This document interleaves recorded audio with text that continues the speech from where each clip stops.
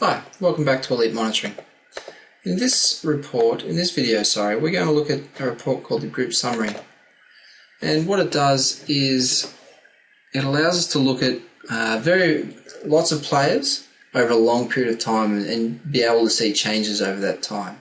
So we've got, as per usual, the players' names down the left-hand side, along with their flags, their individual flags. You might note that all these flags are exactly the same. These are very generic numbers. They're basically sample data, so don't take any notice of that. All of these numbers could and in theory should be different. So we've got our players' names, and as per usual they can be changed very quickly, either individually, where you can delete certain ones and it'll tidy up, or we can go to our favourite list data and we can go to and see our fast bowlers, for example. There they are.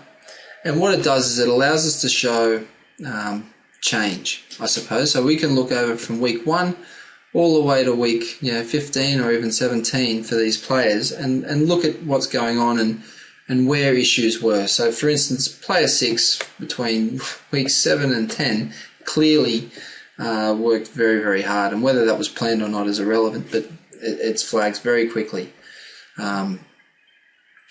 So that would be very easy, and the variable here is obviously changeable. So we've got a total load here, but it could be strain, it could be bowling load, it really could be a number of things. One of the reasons you see all these noughts is we've got flag on 0 value as yes. To change that, we just make it no, and then all of a sudden they've disappeared. The other thing we can change here is we can round our averages. As per usual, we've got 2, 4 weeks and mesocycle and a yearly average. We can change those to